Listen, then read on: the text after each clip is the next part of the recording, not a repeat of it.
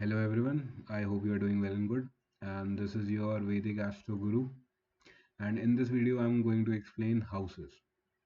So, our first house is of our self, personality, vitality, appearance, leadership qualities, physical health, individuality, independence, soul, and temperament.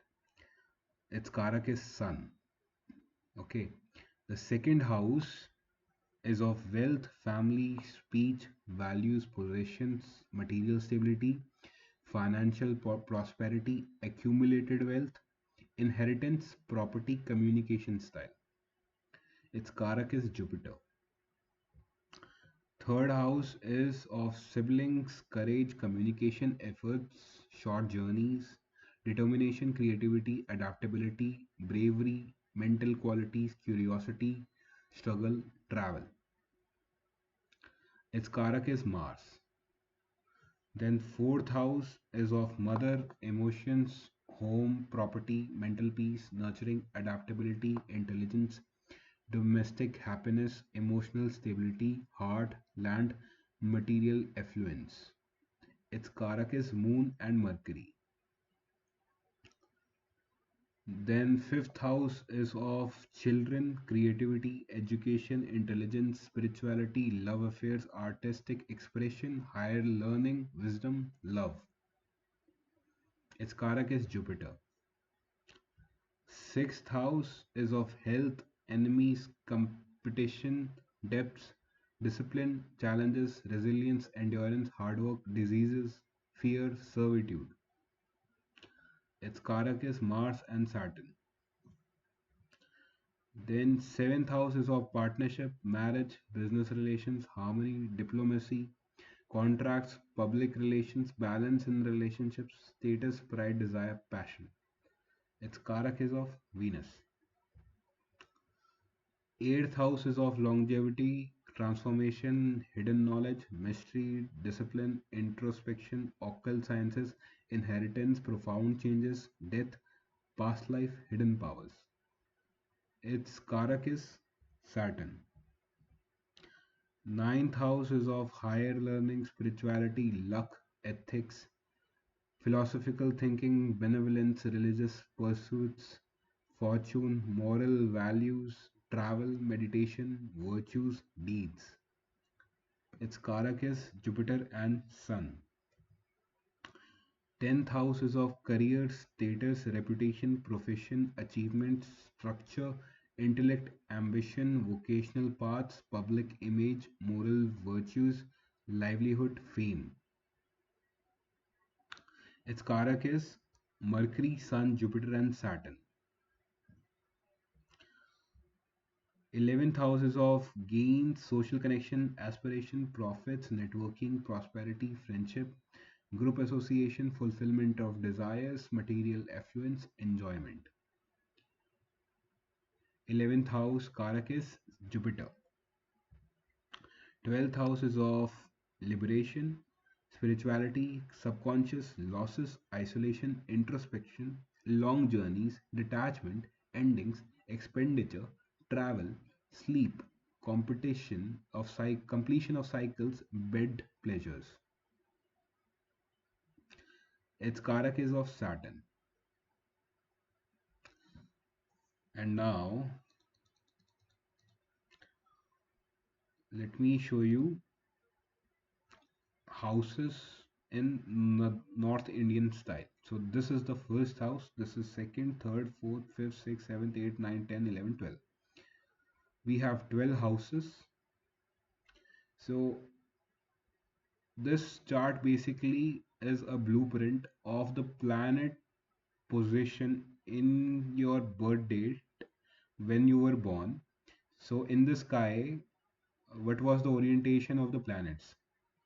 So at the time of your birth, in the sky, what was the orientation of the planets? That is basically explained by this chart.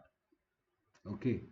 So let's suppose at the time of your birth, your sun was in 10th house, Mars was in 5th house, and so on. All the planets will be placed, and that will give you a chart, and with that, you would be able to analyze each and everything about the chart, about the person. with that chart. Okay, now let's talk about aspects. So sun will only give the seventh aspect. Moon, Mercury, Venus. Sun, Moon, Mercury, Venus only gives seventh aspect. That means, let's say if sun is present here, then it aspect will give seven to places to itself, which is seventh house. If sun is present in the fourth house, it aspect will give in the 10th house. If sun is present in the fifth house, its aspect will give in the 11th house. So seven places away from itself, it will give its aspect. Sun, Moon, Mercury, Venus will give seventh aspect, right? Then we have Mars. Mars gives fourth, seventh, and eighth aspect. So if Mars is present in the first house, it will give aspect to fourth house, seventh house, and eighth house. If Mars is sitting in the second house, it will give aspect to four places to itself, which is fifth house, then eighth house, which is seven places to itself, then ninth house, which is eight places from itself. So on, you can rotate the chart. Jupiter will give fifth, seventh, and ninth aspect. Saturn will give third, seventh, and tenth aspect. Rahu will give fifth, seventh, ninth, and 12th aspect. Ketu will give 5, 7, 9, and 12th aspect. Okay. So if you want to remember, Jupiter, Rahu, and Saturn give 5, 7, 9 aspect. Sun, Moon, Mercury, Mercury, Venus. Sun, Moon, Mercury, Venus give 7th aspect. Mars give 4, 7, and 8. And Saturn is 3, 7, and 10. So Mars and Saturn is a little different. So Saturn is 3, 7, 10, and Mars is 4, 7, 8. You can remember it like this. Now, let's move on to the exaltation and debilitation. So, if a planet is debilitated, what it means is that its results will be reduced a little. Just because it is reduced doesn't mean that it will not give its results. It will give its results, but it will take a little time. It will take more efforts to give its results. Okay. If a planet is exalted, that means it is in a stronger position. It will give its higher results. Okay. Similarly, if a planet is a retrograde, then it will give opposite results. It will not give less result or greater result. It will give opposite result. Okay. So if a planet is exalted and retrograde, it will give adverse results. If a planet is debilitated and retrograde, then it will have to make a lot of efforts, but it will give opposite results. So you have to be careful about that. Okay, that is about exaltation and debilitation. Then we have friends and enemies of our planets. So sun friends are Moon, Mars, and Jupiter. Neutral is Mercury. Enemies is Saturn and Venus. Moon friends are Sun, Mercury. Enemies are neutrals are Mars, Jupiter, Venus, and Saturn. Moon do not have any enemies, no enemies. Mercury friends are Sun and Venus. Neutral is Mars, Jupiter, and Saturn. Enemies is Moon. Venus is having Mercury and Saturn as friends, Mars and Jupiter as neutrals, and Sun and Moon as enemies. So Mars is having Mercury as enemy, Jupiter is having Mercury and Venus enemy, Saturn is having Sun, Moon, and Mars enemy. And these are the friends. Okay. Then we have debilitation and exaltation. Sun is exalted in Aries and debilitated in Libra. And Saturn is exalted in Libra and debilitated in Aries. So this is 1-7 axis. Sun and Saturn is having 1-7 axis. Okay.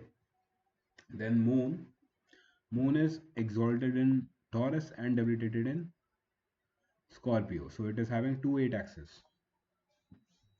Then we have Mercury and Venus. It is having 6 and 12 axis. I'll be explaining the axis. So Mercury exalted in Virgo and debilitated in Pisces. Then Venus is exalted in Pisces, debilitated in Virgo, opposite. 6 7 axis. Sorry, 6 12 axis. Right. Finally, we have 4 and 10 axis, which is Mars and Jupiter.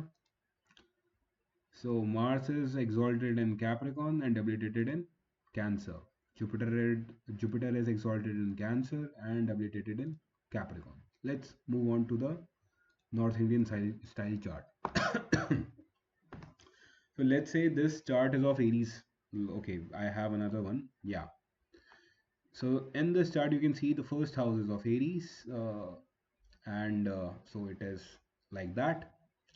Now, in the first house, let's say Sun is present. So in Aries, Sun is exalted. So it will give exalted results. Okay. And exaltation and debilitation is not based on houses, it is based on zodiac signs. So you need to be careful about the zodiac sign only. You don't have to like be careful about the houses. The houses will also give effects, but that is another deal. You for exaltation, debilitation, we just check the zodiac signs. Now, so 1 7 axis is Sun Saturn axis. Sun is exalted in the first house and debilitated in the seventh house. Saturn is debilitated in the first house, exalted in the seventh house. Okay. Then 6 and 12 axis is of Mercury and Venus. Venus is exalted in the 12th house and debilitated in the 6th house. Mercury is exalted in the 6th house and debilitated in the 12th house. Right? Moon is exalted in Taurus and debilitated in Scorpio. This is 2 8 axis. Only one planet is having in 2 8 axis. Then Mars and Jupiter. Jupiter is exalted in the 4th house, house which is in Cancer, and exalted in Capricorn. Okay. And Jupiter, okay, Jupiter and Mars. Mars is exalted in Capricorn and debilitated in Cancer, right? So, if you remember it through axis, you would be able to remember it easily, right? So, in this video, we have explained aspects, exaltation and debilitation, friends and enemies of the planets, and houses. Okay. Then we have Vimshottari Dasha system.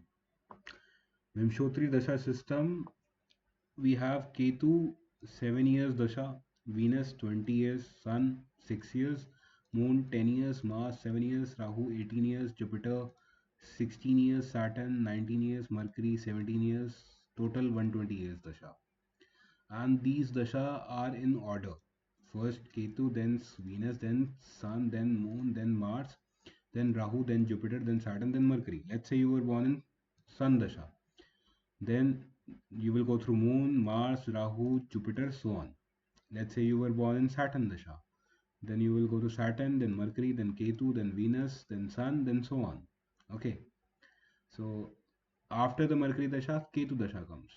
Then the cycle repeats after Mercury, then again starting Ketu. That is our Vimshottari Dasha